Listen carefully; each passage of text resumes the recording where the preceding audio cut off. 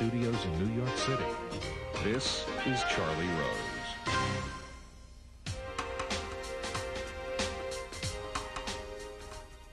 Jon Stewart is here as the host of the hit Comedy Central program, The Daily Show.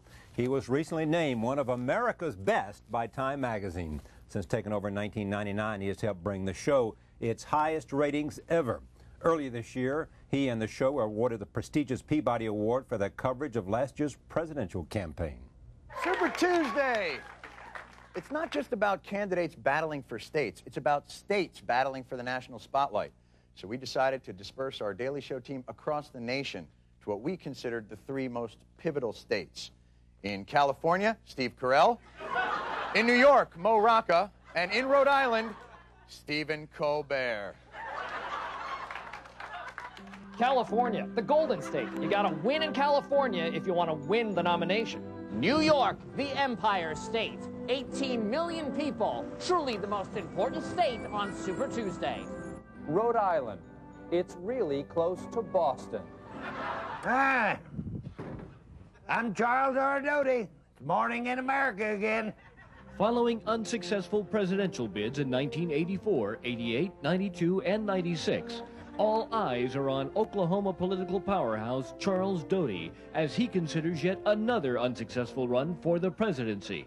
The metric system. Against. United Nations. Against. UFO research. For. Kissing on the first date. Against. Oh.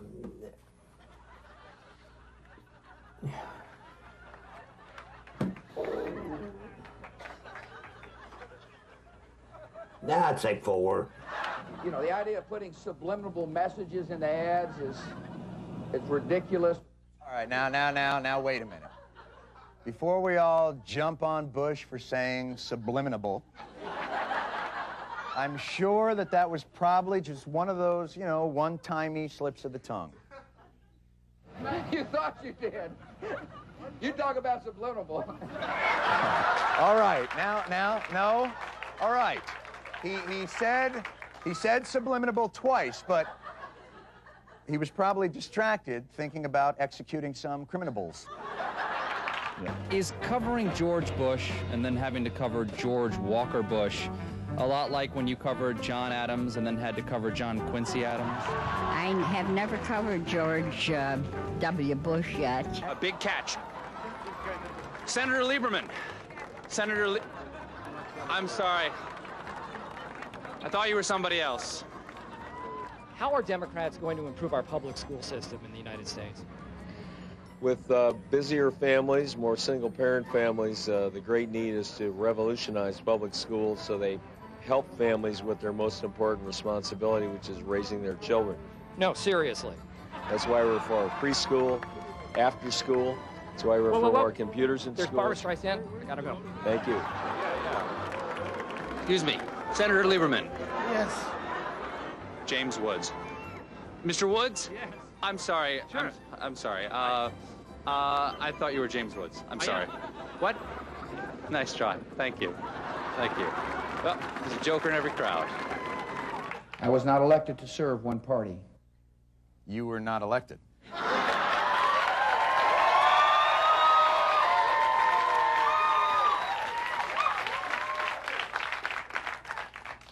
I hit a nerve. Congratulations. Oh, thank you. That was a turning point? The elections? Not for the country, for Comedy Central. For us, it was for a turning you. point, yeah. Yeah. Because it was, for the moment, we could pretend that we were in the midst of a relevant situation. When we know. Exactly.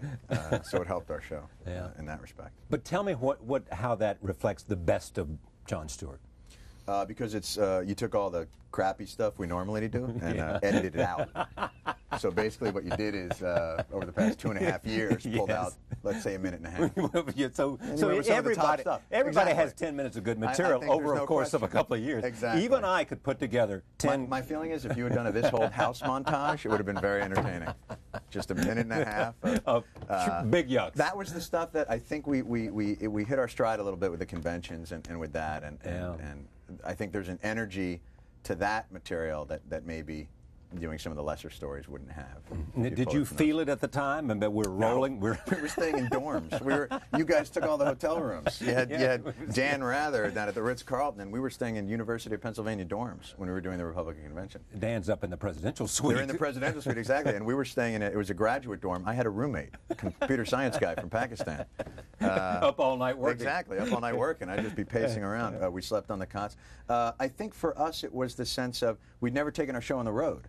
Yeah. And so to take it down to Pennsylvania and to be at least near to the convention, I mean, we didn't get very much access, but we're fake anyway, so we don't really need much access. So it was mostly, we did everything on green screen. It up anyway, exactly. So we'd just grab a quick lock off of the outside of it and just say we're there. Now tell me about the guy who said about kissing on the first date. Charles Doty. Charles Doty. Charles Doty is this wonderful man from Oklahoma who runs for president. Oddly enough, every 2 years. Yeah. Doesn't even realize it's every 4 years. But he runs every 4 years and is just this magnificent, real character and is very sincere about we did a whole segment with him on election night where we asked him who he thought was going to vote for him, and he very sincerely said, well, you can bet I'm voting for me. My daughter. Yeah. What about your wife, Mr. Doty? Nah, she's not voting for me. You know, and just is this wonderful man who's very entertaining. No, there's nothing scripted about that. Nothing scripted. We didn't edit him so that he came out perfect. Oh, no. That's pure That's Charles him. S. Doty. Absolutely. Yeah, absolutely. I would hire that man right away. Oh, he was... Where is he was in a magnificent 2004? guy to use. Exactly. We want him back. Exactly. No question. What else has been a hallmark of what you think? Why do you think this show has sort of... Look, listen to Time Magazine. America's Best, the first in a series that profiles Americans... Right. Yeah, I don't know what they're thinking. At the top of their game. Yeah. I mean, you know here you are, 30 years old, at the top of your game. They named Jeff Bezos Man of the Year. They really don't know. Dick Cavett wrote this. I didn't know that. Did you know that? I didn't realize that either. Oh, come on. You no, knew I that. didn't realize that. The set is a news desk, and the nice-looking man behind it seemed troubled about his life, perhaps about the news, a touch of indigestion. It's hard to tell, but it becomes clear and quickly that he is funny and smart. Oh, that's very nice of Dick Cavett to say. I'm going to send him a fruit basket. Now, I would do something, at least. Maybe Absolutely. Chocolate. Maybe chocolate. I think so. Something Godiva-like. Godiva would do it. Absolutely. Stewart presides over Comedy Central's Daily Show, a blessed wedding of performer and format. There's something to that. Let's explore that notion. Performer and format. This format, which you created. No. It was an existing format. But you changed it to. I realize that. I mean, Yeah. you were not the first person to occupy that chair. Right. No, the format has been changed. More the editorial slant has been changed more than anything else. How so? I think one of the things that really caught my eye about this show, and one of the things I really wanted to do, was to focus its power. Rather than being sort of a random napalming of the neighborhood, where sort of a story about Carol Channing is treated with the same respect as let's say a G8 summit. It's picking your targets. It's all about establishing a credible conscience for a show, and that's really because if you don't have a credible point of view and a credible conscience, then your satire isn't consistent. You can do a story. I remember. I'd been there a couple of weeks, and we had a story about, I think Barbie turned 40. It was our stock and trade. We get that package from Conus. Is this like the G8 or not? This is, unfortunately, at the time, this was our stock and trade. This is what we were doing. We were pulling Conus footage of Ken and Barbie, and it was the 40th birthday, and half the stuff that we wrote on it was about the shallow ideal of Barbie and what a terrible role model she is for young girls, and the other half was about how ugly the spokesmodel was. Yeah. Now, those are dichotomous viewpoints that can exist in the same point of view, in the same satire, in the same show. So it's a question of... It's a different mindset. It's a completely different mindset. It was to take out whatever touch of cruelty might have existed in, because comedy is, let's face it, I mean, there's a touch of cruelty to it, and it's hopefully removing that and just ending up with something that's a little bit more, I don't want to say uplifting, because that's not really what we do either. That is more joyful to watch. That you can watch without feeling creepy. Yeah. Or sad, or whatever. Creepy or sad. Yeah. Exactly. Which, if you've ever seen any of my old shows, was exactly the feeling. Creepy and sad. Creepy and sad. Exactly. Well, then when did you get so smart? So that you didn't want to do all you didn't want to do all creepy and sad. Well, that was the goal was always to make it the smartest, funniest take that we could get on any subject, and it really is thinking about, what is the viscera? What is it that is hitting your gut about this particular story? I mean, I think sometimes you can see on some of the clips, it's just a moment or an eyebrow that can give the audience that feeling of, yeah, I know, that's insane. Right. We have great tape of George W. Bush holding a press conference in a golf cart. He's literally just picking mud out of his cleats talking about cloning. And you don't even have to make a joke after that.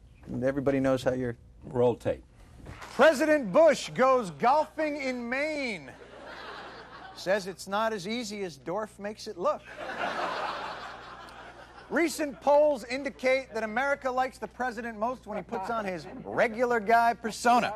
With that in mind, George W. Bush spent this past weekend like any regular guy at his family's lavish oceanside estate and playing golf at one of the nation's most elite clubs.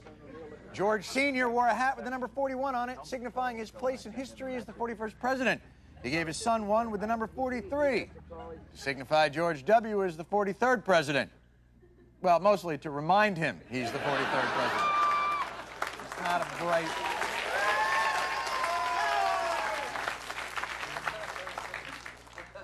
The use of numbers on presidential headwear is actually a tradition that began with John and John Quincy Adams' 2 and 6 wigs. Where the... I was like... Seem awfully grumpy for such a festive headgear. For his 55th birthday, the president teed off, and just like a proud father, former President Bush was eager to capture the moment by taking a picture. Come on, take a picture! George, come on, take it! It's always the point and shoots that give you trouble, am I right? Despite his busy golf schedule, Bush answered questions regarding world security and Vladimir Putin, and the sincerity was palpable. I'm going to talk to him about the Balkans, Macedonia. I know that's on his mind. It's on my mind as well. And I look forward to listening to what he has to say, because this is a series of conversations we have over the summer. George W. added, I'm going to talk about bilateral discussions with Russia. Yeah.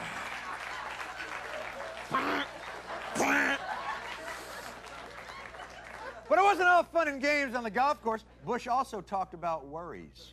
And we share common interests. He's deeply concerned about extremism and what extremism can mean to Russia. And as you know, I am too.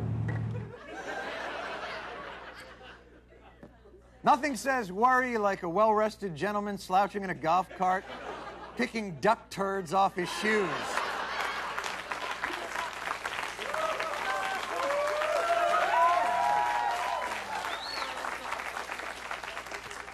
We got 3.5 more years of this. This guy's killing me. What you think the father is thinking as he is sitting there in that golf cart? Honestly? Yes. When did I bomb Iraq? When was that? Those were good times. Bombing Iraq. There I was. My boy doesn't know. My boy doesn't know what's going on. I think, honestly, I think he probably just wanted to lean in and go, sit up. Is that the least you can do? But they are a monarchy. To say to them, sit up, you're the president. The president. Right. President of the country. Of the country. Not just the frat of the country. That's right. Not even the country club. The country. Not just Texas. America. Right. But to see the ex-president and the president in gag hats, it just doesn't. There's a certain lack of dignity. They're a dynasty, but we were talking about it. They're not. It's the Kennedys without that burden of expectation, without that burden of greatness. Right, right. It's sort of this weird, and he's remade himself into, for some reason, Ernest. I don't know if you remember those Ernest movies, but for some reason he thinks there's nobility in this kind of, I wear overalls and drink beer. I don't know what the hell I'm doing. And I'm from Texas. Exactly. And I live in Crawford, Texas. Yeah, Crawford, Texas. I'm going there for the ranch because that's where I'd rather be. That's where he'd rather be. I don't want to be in Paris. Kenny Bunkport just happens to be just a stopover on your way to Crawford. And his father, Preston, was just a down-home boy from, you know, he's forgotten. He's a blue blood. Do you think it's working? He's in office. Yes, he is. You know, I mean, I think what's so incredible is what he's been able to do. We haven't seen him in 6 weeks. I mean, 6 months. We've had 6 months to watch him, including the most recent. He spent 2 months of it in Crawford. 2 months in Crawford, 14 weekends at Camp David. You begrudge a vacation for the president with that difficult job he has? He's on a sabbatical. Guy just got the job. Yeah, it's the I've summer. been working 2.5 years. I only get a week in the summer. But it's August. It's summer. The Congress is out of session. You know what? You're right. You know, he's out hiking in the Rockies yesterday. You're absolutely right. I can't begrudge a man 2 out of 6 months of vacation. He does work hard till 5. So 40% of his time, if he wants to be on vacation? You're absolutely right. I don't know what I was thinking. Yeah. He's an interesting study in that he's a guy that I think loves the power, not all that interested in the work. It's very interesting. I think he loves being president, but doesn't. I mean, the stem cell decision I thought was a great example of that, where he made a national address to let us know that he'd come to a decision. Which I'd never said. I mean, he literally, you know what? I've thought about this for over a week. I've got to go on national TV and talk about this. I mean, I put some real thought into this. It was like bringing home a paper and going, put this up on the fridge? Yeah, right. This is good. They went to great length to talk about the process he had been through to make a reasoned decision. But in the end, the speech was, I mean, he hit it out of the park in terms of the way. For the media, he hit it out of the park, not for the people. You don't think so? No. I think he made a decision that most people... Oh, no, I'm not talking about the substance. I'm in terms of how he presented the issue. He read it beautifully. Did you see him? I got all that. He did one of these. But you don't think people at home are saying he's reading this or he's not reading that? People at home are watching WWF SmackDown. They're not even paying attention to this. What do you think? They're going to, at 9 o'clock, they're going to go, will somebody please encapsulate this stem cell? Dan Rather was brilliant. He comes on and says, this is a very complicated thing. You know what? You should really read a newspaper. Dan, the anchor, basically said, you know, the news thing that I do? Yeah, it's not going to work tonight. I give up. You do whatever you got to do. It was amazing to watch. If you want to understand this, try the morning paper. Right, exactly. But here's the thing that the president can make decisions. The country doesn't need him to show his work. Yeah, you know what I mean? This isn't a geometric proof. We don't need to see. We just need to hear your decision, that it's based on reason, I would assume, is implicit in being president. Yeah, but every president, I don't care who it is, has gone to great lengths to present a certain image. Oh, absolutely. You know, and whoever it is, whether it was Kennedy. I think we all remember Polk. From Kennedy to Reagan. Polk went out of his way to look like a gadabout. Yes, he did. Theodore Roosevelt. Madison. What trouble Theodore Roosevelt went through. Oh, absolutely. That's a lot of, listen. But so they're all going through the motions of thinking about image and thinking about what their needs are in order to make the best presentation. I don't think, though, that that's ever been the #1 priority before. And that's what it is now. Right now, we live in the age where the press is the marketing arm of the government. It's not, I mean, it's doing their bidding? Absolutely. Absolutely. You're here to say, I'm joining this or not joining this? I'm sitting in the back watching it, laughing, drunk. Fun. Yeah. It is, in my estimation, finally the government has caught up to the idea that television is a powerful medium. I mean, you saw when it first came out, it was Kennedy-Nixon. Right. It was two guys going up there, and Nixon going, TV, what's that going to matter? Yeah, nobody's going to, sweaty what? You know, and then suddenly he's out. Yeah. They're slowly starting to realize the power of it, and now they're putting almost all their focus behind it, realizing that they set the agenda. What do they have when they're on the campaign trail or when they have there? They have talking points. Right. And they judge their day by how well they get their message out to the media. And that's their day. It's not about the substance anymore. It's about the strategy. So therefore, every week has a message. Every day has a message. Every day. So in a way that's managed. They manage their message. But my point is George W. Bush is not the first to do this. They've all been doing this. I believe for a he is while. the first to do it. Bill Clinton did the same thing. Bill Clinton had a bunch of handlers there. But he had an ideological basis to it. it. There was an ideological basis. I don't believe that with George W. You think Bush. Clinton had more ideology than Bush? Yes. In what way? He's more what? More he liberal, more conservative, he more... believed his crap. He believed it. When he what? would read a speech, he believed it. He would read it and go, yeah, that makes sense to me. Well, yeah. I don't believe that George W. Bush reads his speeches and goes, that makes sense to me. You don't think so? No, I don't think... Because you don't think he's smart, or you think he's... Oh, no, I think he's incredibly smart, but in a cunning way. In a cunning way. In a cunning, not in a feeling way. Compassionate conservatism is a marketing tool. It's new Coke. It's not a philosophy. It's new Coke. It's a way to carpet bomb you with a slogan so that you will forget what's really going on. They're brilliant at it. Look at, do you remember the conventions? The Republican convention was brilliant in how it was structured. There was not a moment when they were off point. Not one, everything was choreographed to the extent that, I mean, it was, they'd have done Bob Mackey proud. I mean, it was a show, They baby. done Bob Mackey? Yeah, proud. I mean, it was theater. It was, you know, today we're talking about minorities. And you know who's going to sing? Brian McKnight. He's black. We were just talking about minorities, and look, there's one now. Yes. But the Democrats would come up there. There's a fat guy, there's a gay guy, there's another guy. They don't know what they're talking about. We've got family. We've got family. You know? They weren't organized at all. Politics, excuse me. Politics is how much of the show? At this point? Yes. Politics we're off is the campaign, but we're into the campaign. Governing. We're not into the governance. There is no governance anymore. Look, wait a I minute. think what's happened here... Wait. Before you say that, we have passed in this country, in the Congress, at the President's initiation, tax reform, tax cut, education bill. No, we didn't. Yes, we did. They passed the House. Didn't pass the Senate. They haven't made any. They haven't made any compromise yet. But I mean, certain things have gone to the House. Taxes has. Taxes has, but that's, you know, how can you not get taxes? You know, we're going to give $300 back to people. I don't know. That's a tough one. I mean, that's the easiest thing in the world to get through. I mean, people panicked because they thought, oh, I can't come out against this necessarily. Do I seem cynical? Yeah, a little bit, but that's okay. For that. No, that's okay. Right. But you haven't seen any governance you're suggesting, not anything that they have done in 6 months. Any. Don't get me wrong. Meetings, I mean, all the meetings with Putin. This being said, it's all... Okay, look at the foreign policy meeting. Basically, we've spent 200 years building up allies. Yeah. Literally in 3 weeks, he's like, Russia? You don't like those treaties? China? Oh, no, that's not what he said. Spying on who? What? He went over there and said, I can look into his soul. He got Sweden mad at us. Sweden. There were protesters in Sweden. Their day consists of volleyball and sex. They have nothing to be mad about. They're mad at us. Tennis. Yeah. He literally, in his first week, Europe has spent, what, 20 years building the Kyoto Protocol, trying to get a bloc together? Right. In 1 week, he went, Kyoto Protocol? Tell me why ABM treaties in 72? Come on, it's ridiculous. I mean, he literally just rolled through everything they'd done in the past 50 years, called it all hogwash, and said there was a new sheriff in town.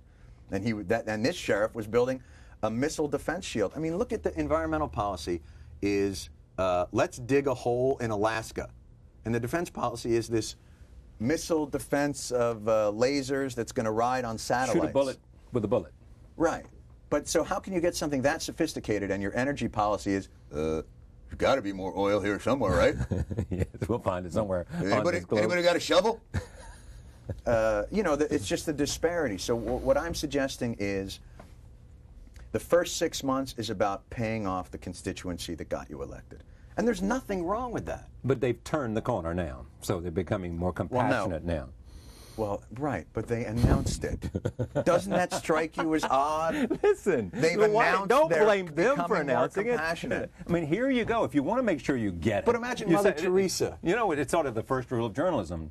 Tell them what you're going to tell them, and then tell them you've told them. Right. First rule of journalism. I don't recall that being the first rule of government. Yes. I mean, it's Mother Teresa living in Calcutta for a year going, okay, this year was all about, you know, setting up the rules. Next year, start hugging lepers. It's not to show them we care. Right. Right. There's a sincerity gap. I think what has happened here is that the government and the media have become far more skewed than the people that they report to and govern. The majority of us are not ideologues. We're not pundits. We're not Republicans. We're not Democrats in terms of Washington Democrats and Republicans. I mean, people will refer to themselves as Democrats and Republicans, but they don't ever say things like, oh, I met this girl and she is something else, but she is a real right-to-life conservative, and I don't know. I mean, you know, people don't define themselves in those terms. like that. Right. You know, you ought to see this woman. There's a disconnect within the Beltway that is real, I think. That is real, and that is pronounced. Then why aren't the people in rebellion? Because life is good. This is a good country. I mean, that being said, this is the best system I've ever seen. I mean, if there is such a disconnect, and there is an element of that, right. I grant you. Right. But I don't know. I really don't. It's like I don't see anybody marching to the barricades about campaign finance reform. No, they got gutters to clean. Because here's the thing, in the country... So there's the disconnect because they don't, there is no urgency. I mean, wait, because look they're what it took to essentially get... happy with the way things are, or Yes. not. I think they're essentially happy with the selfish concerns that we all have for ourselves. There is no draft. Right. There is no war. There is no grand famine. There are certainly pockets. It's like the election debacle. There was real anger and real dissonance that went down there, but the reason that the change of the elections has fizzled to a certain extent, and there have certainly been reports about what the reform should be. I mean, reports clearly stated this thing was a mess from start to finish. But the reason I think that it's faded out is the one true issue there is the disenfranchisement of minority voters. Other than that, what are we fighting about? People move on with their lives. And that's the problem, is that, I mean, that's not the problem. That's actually a good thing. That the world is a pretty decent place within the confines of America right now. If you're an American, you're lucky. Oh, no question about that. Yeah. Yet, at the same time, last night we had the chairman of Lucent Technologies here. They're engaged now, today, in 2001, in some of the largest layoffs that any American corporation has ever done. I mean, they just get ready to announce another 15,000. Right. I mean, this is rather extraordinary. Oh, no, the absolutely. times that we're in, the people are being laid off. Yeah. Not because the country's going to hell, or not because we're in a I think there's a certain sector that has had, that downturn. But I never understood that sector to begin with. So. Technologies. Yeah, exactly. So you don't care. I'm surprised anybody still works over there. All right, here's you interviewing Senator Lieberman. Roll tape. All right. We'll take a look at this. My guest tonight was last year's vice presidential candidate for the Democrats, and he won. It was terrific. And then some hilarious stuff happened in Florida, and the whole thing went kaput. Currently representing the state of Connecticut in the Senate, from Washington, D.C., please welcome Senator Joseph Lieberman. Senator. Thank you. Nice to see you. And happy anniversary. Happy anniversary to you. It's been a great run, and this is what defeated vice presidential candidates do. We do anniversaries, birthdays, bar mitzvahs, circumcisions if necessary. We're available. The opening of a Walmart. Yeah. Speaking of which, I mean, I know I've had old girlfriends break up with me, and I drive by their houses at all hours of the night beeping the horn. Have you done that to Dick Cheney yet? Yeah. Yeah, don't tell anybody, but I have. Yeah. I go, Bronx cheer and all that stuff. I mean, it's just, I feel it's my patriotic duty. Have you spoken with Vice President Gore at all since this? Oh, yeah, we speak regularly, and we BlackBerry, no commercial intended, but we do the handheld emailing. Oh, do you really? Yeah. Yeah, he's doing well. Can I ask you this? Because here's my guess. He doesn't want to be in the speakerphone. I've seen pictures. He's hitting the hot fudge. It's not clear to me from the Blackberries, no. That's what I'm saying to you. I got it. He's using food as comfort. Yeah. Well, let me ask you this now. What is the big vote tonight? Because we know you're on your way to the Senate floor and you're about to cast a vote. Can you give us some insight into what's going to happen down there? I can't tell you the first thing about what I'm about to do, to tell you the truth. Is that true? No, I've just We're not declaring war, are we? No, are we going to war? No. We're either going to do some nominations, or which I think we will probably... Oh, no, wait. Late-breaking memory, I was just off campus, as we say at a meeting. We are debating the Iran-Libya Sanctions Act, which will impose sanctions on those two rogue nations for an additional 5 years. Are you feeling better? You're making this up. Senator, here's my guess. What? You guys got a keg and you're going down there to have a little party. That's what I think. No comment. All right. Now, what? Why are you shouting? Because I'm an Hello, idiot. I'm an Senator idiot. Lieberman. I don't Can you know hear how to me? do satellites. You guys in the business, you do that regularly so you understand it. I only know how to talk to people in the room. I just assume that he's in a box so he can't hear me. That's right. He's in this little tgoing box. I have to yell at him. Otherwise, he won't hear me. Yeah, it's awful. All right. We've got one more coming up, and then we'll talk more. This is, I'm going to bet this is your favorite politician. Who is it going to be? McCain. Tell me. Of course. Yeah. Yeah, why? Because McCain doesn't play by the rules. He's a maverick, McCain. All right, roll tape. Here he is, Senator John McCain. Come on down, visit your mother. Visit your money. Oh, your money. Yeah. Have you met the press secretary yet? I have not met the press secretary. My wife keeps me on a very short leash in terms of meeting. In other words, and if dating it's an other attractive women. press secretary, No. She can't come. No. It's we actually have met all their press departments are actually very helpful for us in getting access to these guys. Because otherwise we'd have you can't just call them up. No, you could call up. You could just say, this Jon Stewart calling, tell Senator McCain, get his on the phone. Oh, you think? All right. I think we Fair could enough. try that. All right. Well, I'll give it a shot next time. See if that Now, works who out. do you want you haven't had on the show? Honestly, I think George W. Bush or Dick Cheney would be, at this point. What did they say when you ask? No way. I believe it's no way. Actually, I don't even think it gets that far up the chain of command. It could be more like, yeah, no way, just, not now, exactly, not ever, not in your lifetime. Right. Forget it. Not going to happen. Not going to happen. It's even when we get to just the White House switchbusy, they know. No, he's not taking. He's not in today. This is the Daily Show. He's in with Mr. Putin. He can't come out. He's picking his cleats. He's busy right now. He's whittling. Well, he was on 2020 the other night. Someone said I missed it, but he was on. Was he really? With. Or was it one of their exposés on, did you know there's bacteria in your bathroom? No. You ever seen that? You ever seen 2020 Downtown? No, I think this was Down Home on the Ranch. Oh, was he? This was a nice, homey, folksy. Right. Was he wearing his jeans outfit? I didn't see it, so I'm therefore I love when he wears operating his from jeans outfit. Because you watch that and you just think, you know what? He is just like us. He is. He wears jeans. It was like when you'd always get like Lamar Alexander to go up to New Hampshire and put on the red and black check thing. Red plaid shirt. Yeah. Right. Yeah. Sure, I'm a lumberjack. Why not? Dukakis got in a tank. I can put this on. Yes, I know. Yeah. You know, the next time when he started thinking about running, he'd put away the plaid shirt. Absolutely.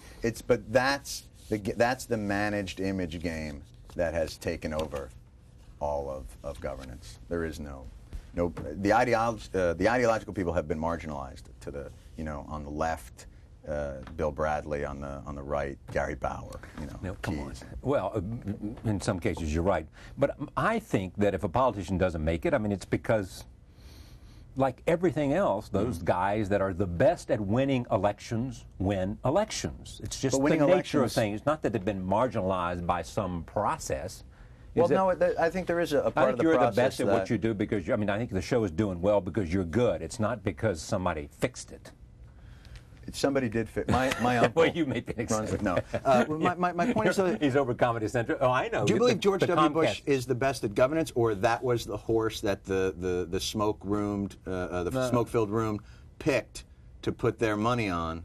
I mean, that's really where we're at this point. Exactly right. I personally believe that George W. Bush got a head start because the Republicans wanted to win. And I'm not saying that the marginalized people would be good. But Ralph Nader would not be a good president. President's got to have more than one suit. You can't have the guy out there in the same shirt and tie every day. Right. He's meeting dignitaries. He can't be living in some little apartment, one-room apartment either. I mean, you can't move from a one-room apartment to the White House. Air Force One cannot be fitted for airbags. It's just not going to happen.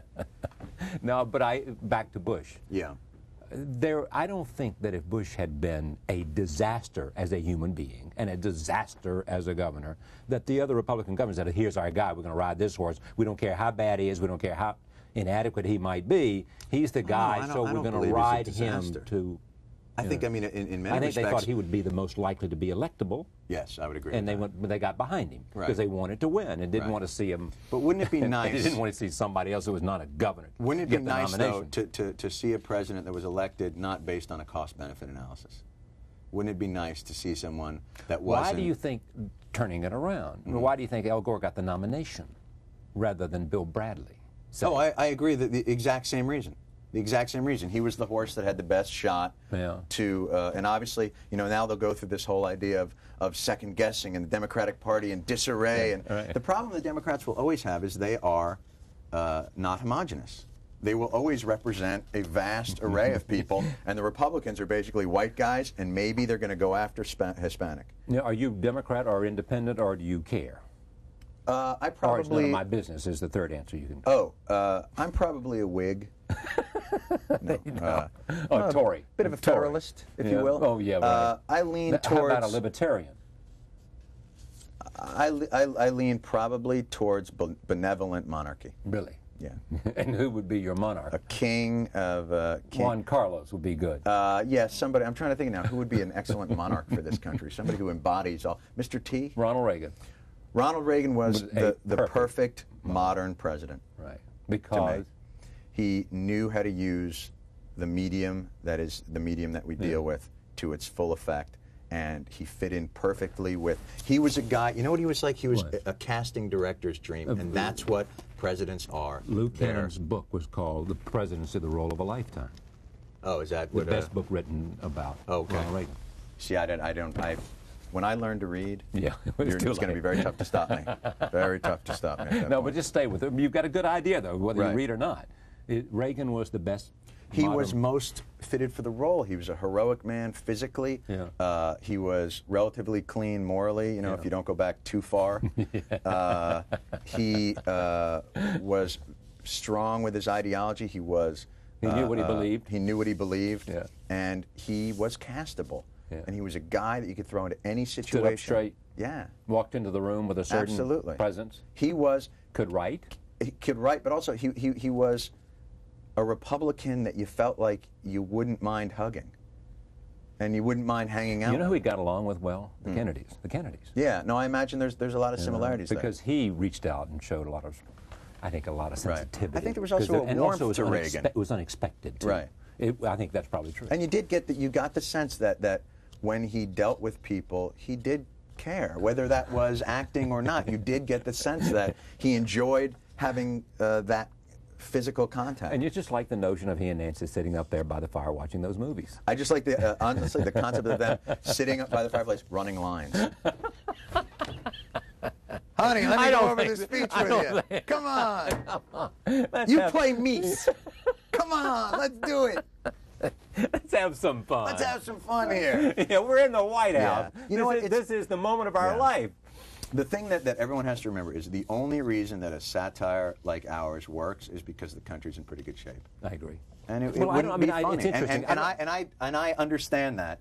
And I'm not advocating some sort of overthrow of a system and all that. It's been good to me, and it works for me, and gives me a chance to go up there every night and do what I most enjoy doing, which is talking about the way things are. Exactly. And it's a pretty good self-correcting system. I mean, it takes a lot to move the ticker, but for instance, you know, when you think about the New Deal, which is where we got all of these programs, which we so now take for granted, of Medicare and Social Security, look what it took to get that. It took a depression. I mean, that's how much it takes to push us in certain directions. And right now, we don't, thank God, have a situation of that urgency. And that's why I think we find ourselves in more clowny times. There's a little bit of a serious issue here, which is our serious notion. Am I being fired? No, you're doing fine.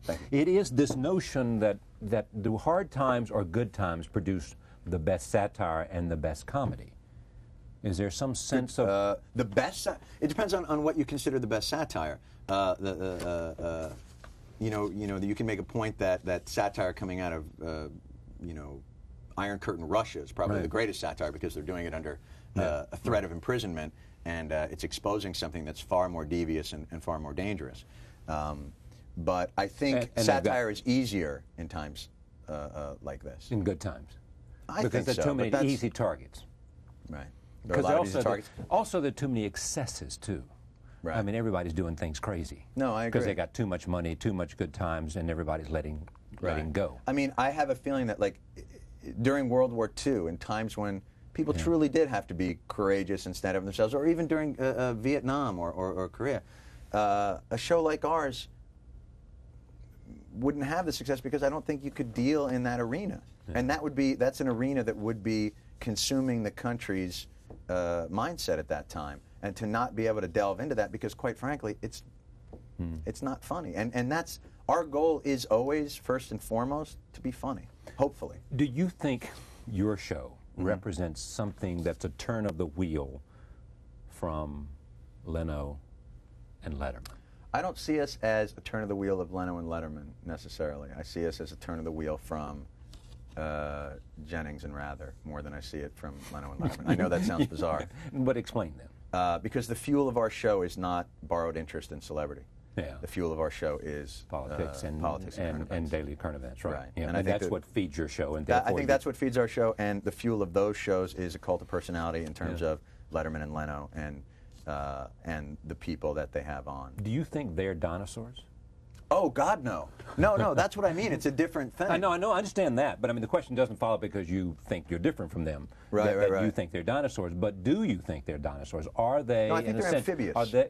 No, I think they're. I don't think they're so. More frog-like, you think? I don't think they're dinosaurs. I think that we're so used to the format now, and it's that the joy of in the old days. If you ever watch the old Carsons, there is a gentility about the quality of them. There is a pacing to it that is really nice to watch, and you can sit there and go, Peter Ustinov is on. He's going to spin us a tale about he and Marlene Dietrich once went to a bar in Baden-Baden. If they were going to come out now with a project, they'd be hitting 10 of these shows, and that's really where I think those shows have lost some of their beauty and maybe some of the charm. Is that it's no longer so novel. I mean, Letterman, to me, has created almost a new brand of humor. I mean, what he... You mean from the day one when he started the CBS show? Absolutely. Or going into late night? Yeah. I mean, I think what he's done is historic and a pretty magnificent, Hall of Fame thing. Achievement. Absolutely. Absolutely. I mean, he is, I think, to almost any comedian of my generation, he's our Hank Aaron, I think. He's the champ. No, he's black. No, he's the champ. But why is that? Explain that to me. Because, for us, when I was a kid, Carson didn't make sense. It didn't make sense. Because the whole it didn't idea fit your of mindset. Your what? The sense of sitting in the back of the room being a wise ass. Exactly. You had that sense of sitting back there and wanting to flick paper at the front of and that was Letterman.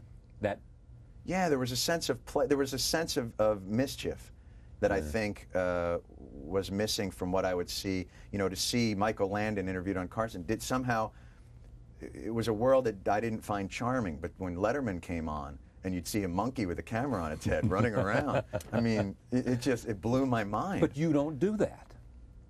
Oh, you can love something and not want to be it. No, of course you can. But you didn't rush in to copy it, nor has.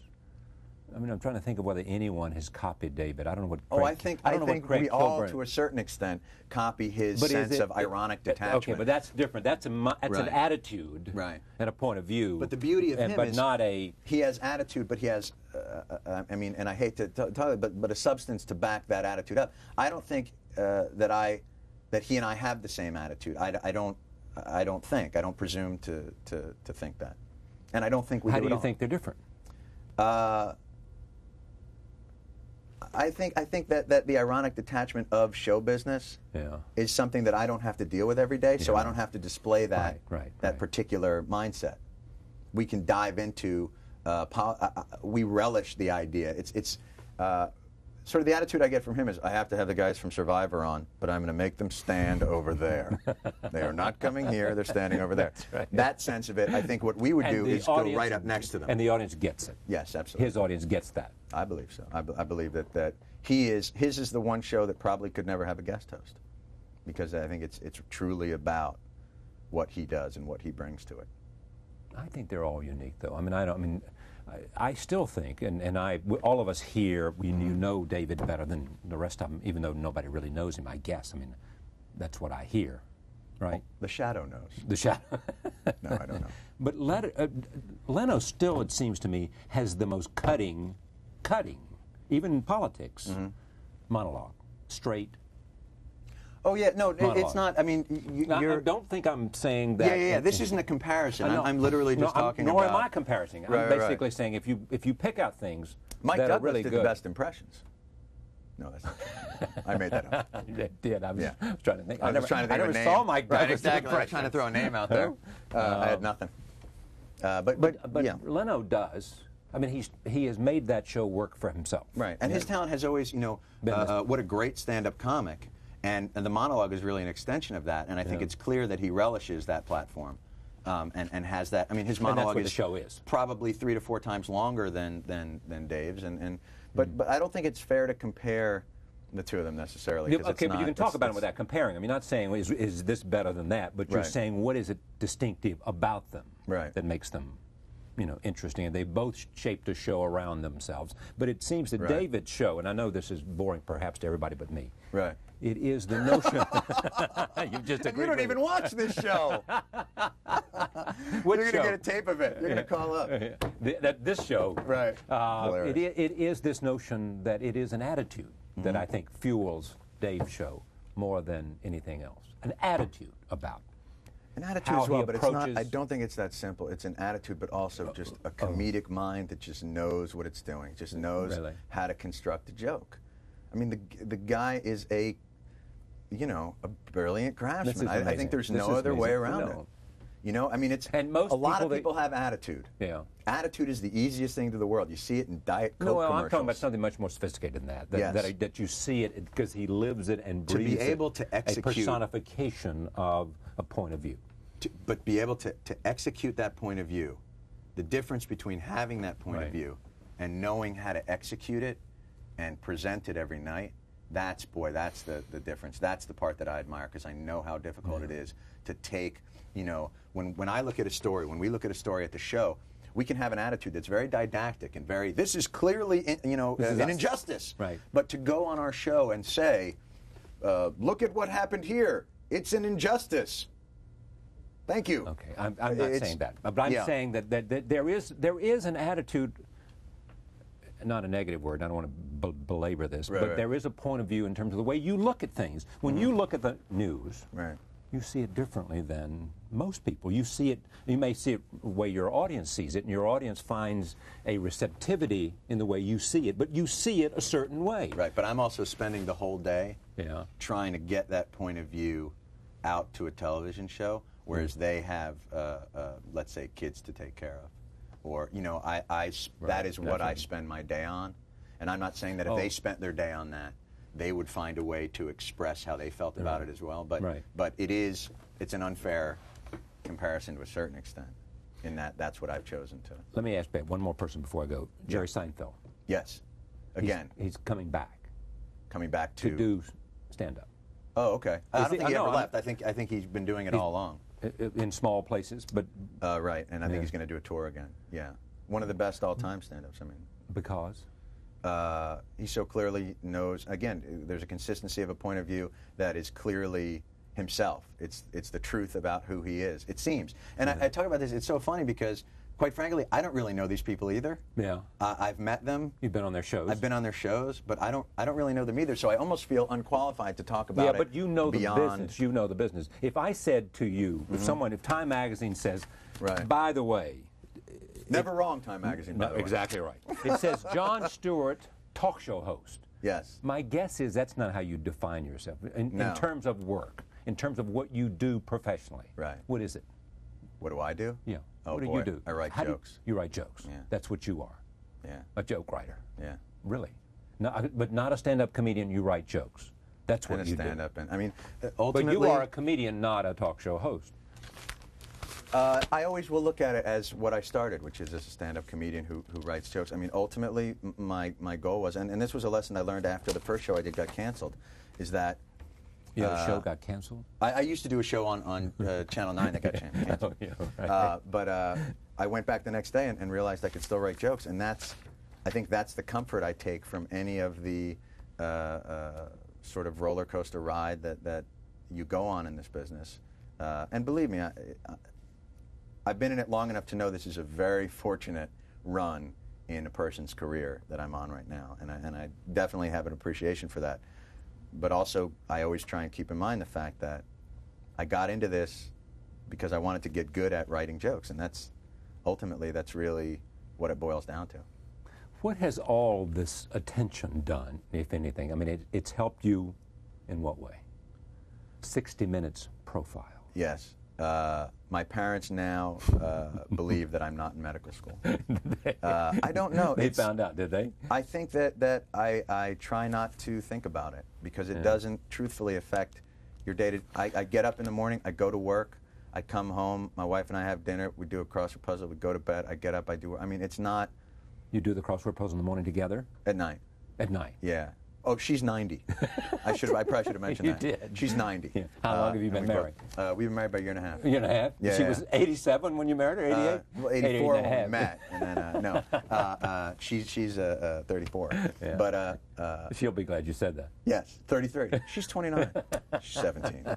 But I think that our lives at least 18 are the ones that we sort of. It's a bubble to a certain extent, and our lives remain relatively unchanged because it's so routine. I think we're both sort of creatures of routine in that sense. Mm-hmm. So it's what it does for me is gives me, I think, a somewhat of a comfort level knowing, you know, that there's a level of success that you can build upon. But day to day, it doesn't, you know. It's certainly better than some saying terrible things. No, I know, I understand. Can you think of anything you'd rather do right now, at this time? No, I'm crazy fortunate. I mean, I have this, and especially during the elections, at a historic time in the nation, with an event that hadn't occurred in 120 years. You could go out there years. and tell them how silly they were. I had a half hour a night to play. I mean, and to get across how I might have felt about it. It's incredible. It's great to have you here. Oh, thank you very much. It's a really pleasure to be here. Jon Stewart, Comedy Central, The Daily Show. It is a brilliant television program, and he knows that. Thanks. Or at least they try hard. Yeah. Thank you. We do try. Pleasure. Thank you. Thank you for joining us. We'll see you next time.